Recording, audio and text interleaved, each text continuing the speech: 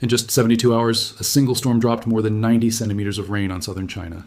Then, a dam that had stood for 65 years gave way in the middle of the night.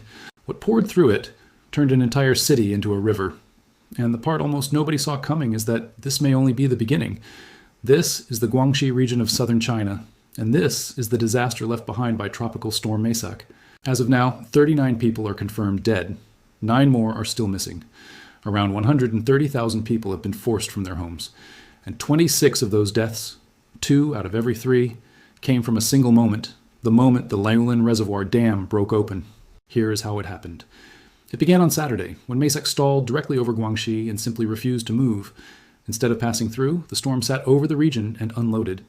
Across Guangxi, rainfall piled up between 10 and 40 centimeters. But in the hardest hit areas, more than 90 centimeters fell, close to a meter of water from the sky in a matter of days. Rivers climbed, streets filled, and every reservoir in the region began to strain against water it was never built to hold. The most dangerous of them was the Liulan Reservoir, near the city of Hengzhou, just east of Nanning. On paper, it was an ordinary piece of infrastructure. It was built in 1960, 65 years ago. It holds up to 95.5 million cubic meters of water. For decades, it did one quiet job. It irrigated the fields of 40 surrounding villages.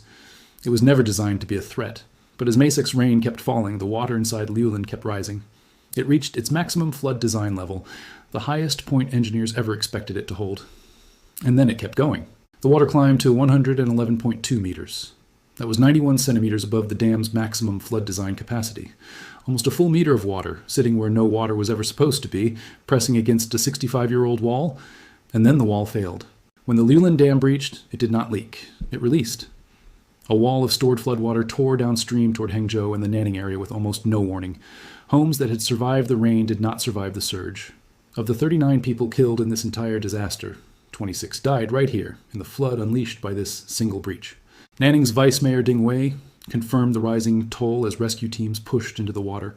And what those teams found was chaos on a scale that is hard to picture. More than 8,000 rescue personnel were deployed into the flood zone.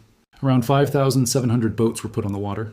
Drones flew overhead, searching for people stranded on rooftops and upper floors, cut off for days with the water still rising around them. Crews worked to bring the power back. More than 60,000 homes have since had their electricity restored, but even that number tells you how many were plunged into darkness in the first place. Then came a detail that sounds almost unreal.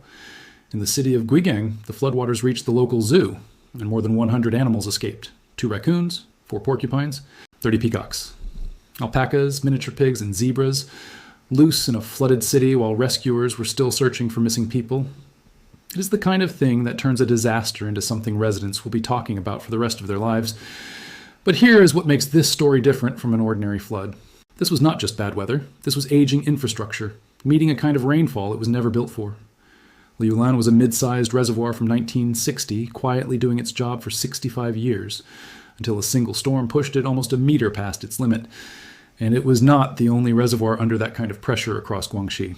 When record rainfall lands on dams designed for the storms of half a century ago, the water finds the weakest wall. That is exactly what scientists worry about most. As extreme rainfall events grow heavier, the reservoirs holding back the water are, in many cases, decades old and closer to the edge than anyone realizes until the water is already coming through. Which brings us to the part that almost nobody saw coming. Even as Guangxi was still counting its dead, a second storm was already forming out at sea. Its name is Typhoon Bavi. It is forecast to pass just north of Taiwan, an island of 23 million people, before making landfall in Zhejiang, or Fujian province. And Bavi has already shown what it can do.